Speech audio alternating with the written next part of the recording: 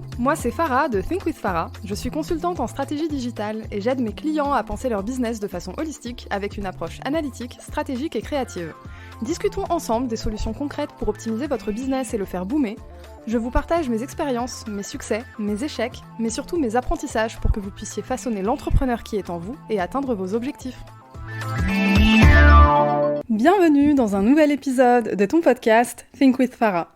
Dans l'épisode précédent, on a parlé visualisation pour attirer tout ce qu'on veut dans les 12 prochains mois. C'est beau dit comme ça, mais peut-être que tu t'es retrouvé face à des peurs, des blocages, des petites pensées limitantes qui, malgré ces exercices de visualisation, t'ont fait miroiter que finalement, ce que tu visualisais, c'était peut-être pas pour toi. Si c'est le cas, l'épisode d'aujourd'hui, c'est pour t'aider à dépasser ta peur de foncer et réellement passer à l'action pour atteindre tes objectifs. Mais pour pouvoir foncer, il faut d'abord comprendre ce qui te bloque. Il y a un élément bloquant, c'est l'élément peur. Mais peur de quoi ? Il y a deux types de peur. Il y a la peur rationnelle. Par exemple, je quitte mon job et j'ai peur de ne pas pouvoir assumer financièrement. Et il y a les peurs un peu moins rationnelles, pour ne pas dire complètement irrationnelles. Par exemple, j'ai peur d'échouer avec mes clients, donc mes clients perso, alors que je vais faire le même job qu'aujourd'hui en tant que salarié. C'est le cas par exemple de beaucoup de freelances qui quittent un poste salarié pour se mettre à leur compte, mais qui finalement reproduisent le même type de mission. Donc avant toute chose, la première étape, c'est d'abord identifier si tes peurs de passer à l'action, elles sont plutôt rationnelles ou plutôt irrationnelles. Tu peux te poser des questions comme « Est-ce que j'ai peur d'échouer ? De ne pas être capable de satisfaire mes clients ? De ne pas être crédible ? De faire une erreur qui ruinera tout mon business à tout jamais ? De ne pas trouver de clients ? Etc. Le premier travail ici, c'est vraiment d'identifier quels sont les points bloquants. Parce que se sentir bloqué, c'est une chose, mais il y a toujours un petit point sur lequel on peut appuyer comme une formule magique, travailler un peu dessus, et puis finalement, le passage à l'action, il est jamais bien loin derrière.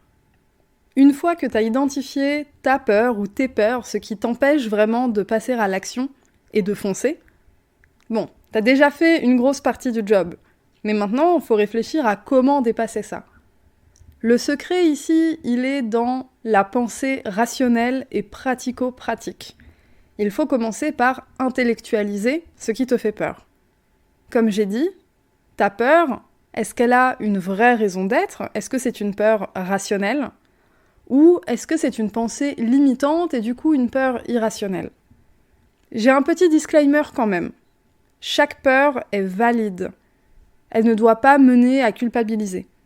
Mais valide ne veut pas dire rationnel. Comme j'ai dit, si tu quittes un job salarié pour te mettre à ton compte et faire les mêmes missions, le fait que tu aies peur de ne pas bien faire ton travail, c'est une peur irrationnelle. Tu fais déjà très bien ton travail. Ça marche en tant que salarié, il n'y a pas de raison que ça ne puisse pas marcher à ton compte. Néanmoins, cette peur, elle est valide.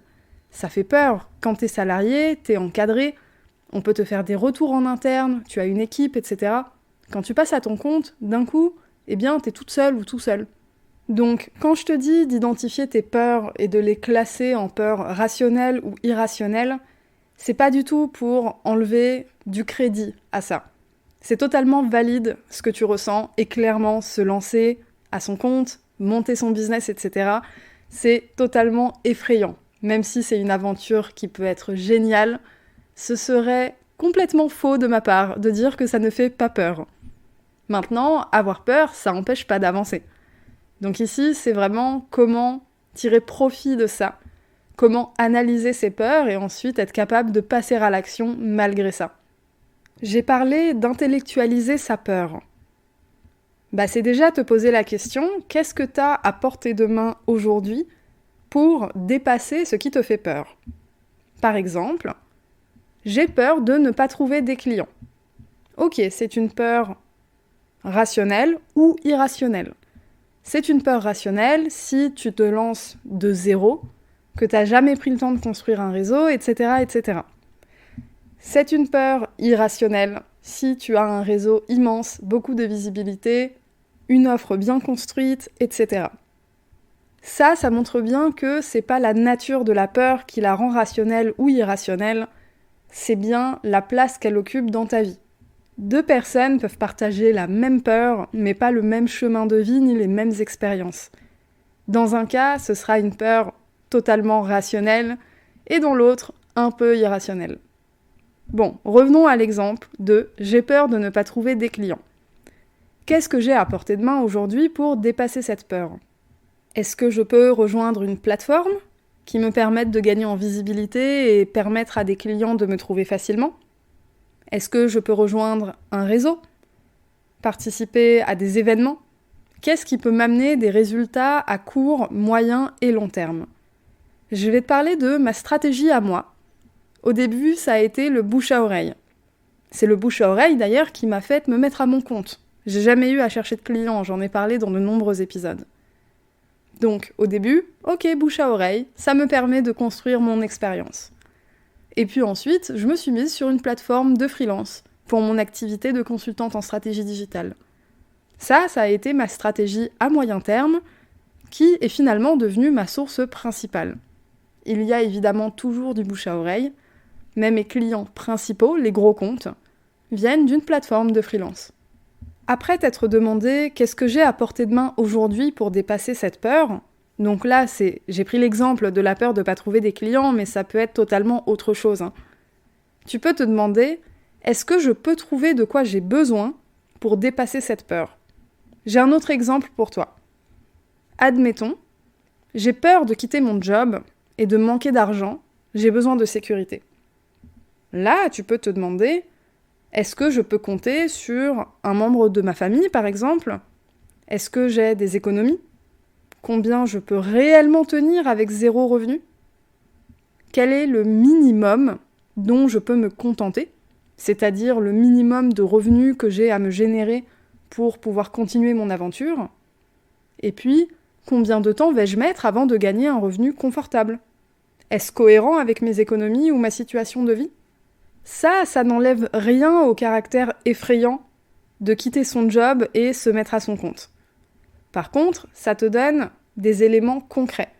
Ça te donne des éléments quantifiés, ça te donne une durée dans le temps. Ça te permet de vraiment mesurer le risque. Parce que quand on a peur, finalement, c'est qu'on ne mesure pas correctement le risque qu'on est en train de prendre.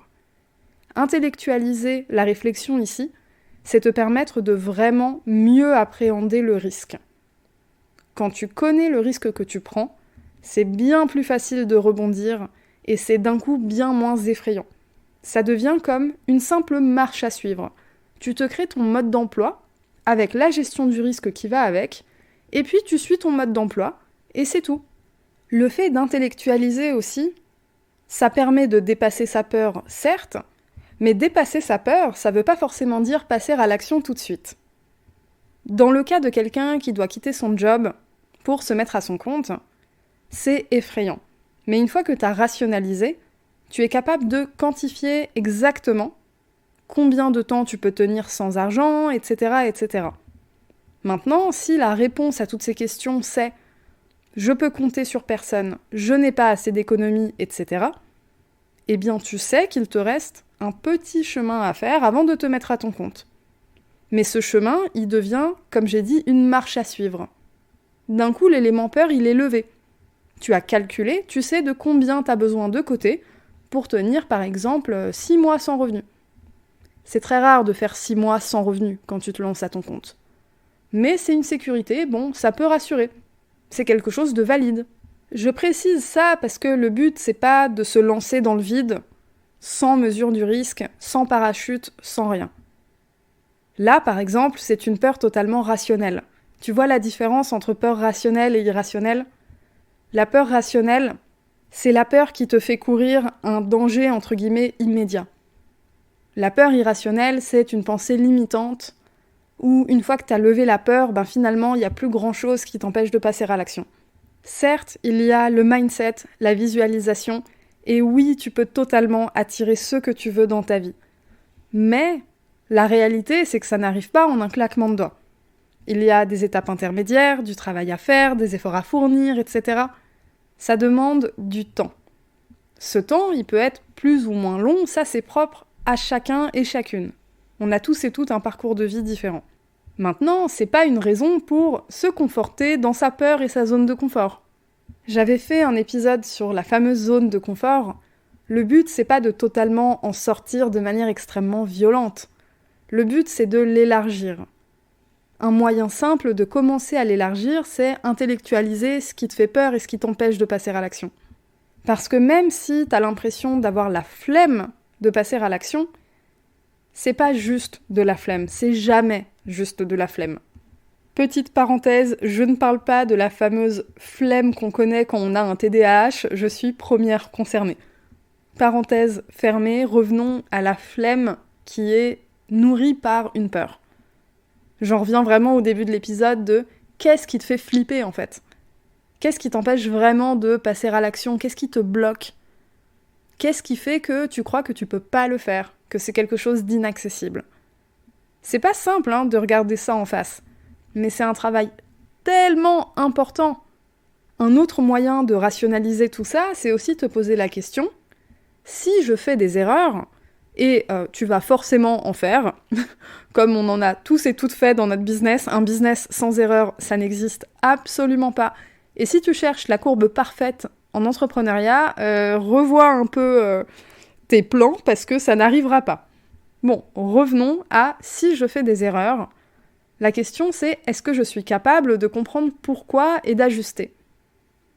Ici, on va mettre un petit doigt sur l'ego. La vraie question, c'est pas est-ce que je suis capable de comprendre pourquoi et d'ajuster. La vraie question c'est, est-ce que je peux mettre mon ego de côté pour faire une autocritique sans jugement pour mon bien, ou est-ce que je suis plutôt du genre à m'auto-flageller dès que je fais un faux pas ? Ça, c'est un comportement très très autodestructeur. Cette espèce d'auto-humiliation en permanente, l'auto-flagellation de je suis bon à rien, bonne à rien, etc. C'est quelque chose qu'il faut essayer un maximum, même si je sais que c'est difficile, de contenir. Faut pas laisser ça prendre le dessus sur toi. Et si c'est quelque chose que t'as du mal à faire, la petite astuce, c'est d'avoir un ou une partenaire externe, compétent ou compétente, avec qui tu peux échanger sur ton business. Quelqu'un qui peut t'aider à rationaliser sans jugement de valeur et qui est force de proposition quand toi, tu n'arrives pas à le faire pour toi-même. C'est le rôle, par exemple, des coachs. Cette personne peut évidemment être un ou une amie. C'est encore mieux d'ailleurs si tu as un groupe d'entrepreneurs.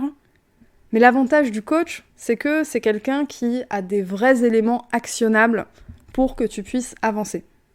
Et alors, si tu as un groupe d'entrepreneurs et qu'en plus tu as un ou une coach qui t'accompagne, c'est le combo gagnant. Tu l'auras compris, pour dépasser sa peur de foncer et réellement passer à l'action, ça prend un petit travail d'introspection et une petite prise de recul. Vois ça comme l'élan que tu prends avant de foncer vers l'atteinte de tes objectifs. Et peu importe ce qui te bloque, que ce soit une peur rationnelle ou irrationnelle, elle est valide et elle mérite que tu travailles dessus. Voilà, on arrive à la fin de cet épisode. Si t'es arrivé jusque-là, c'est que t'as apprécié l'épisode. Du coup, ce serait trop génial si tu prends juste quelques secondes de ton temps pour me donner de la force sur Apple Podcast. Donner de la force, noter, mettre un commentaire sur Apple Podcast, c'est un vrai boost de visibilité et c'est une manière totalement gratuite de soutenir mon travail. Et si t'as envie de garder du lien avec moi d'ici le prochain épisode, je t'invite à me rejoindre sur Instagram @thinkwithfarah. Allez, je te dis à la semaine prochaine.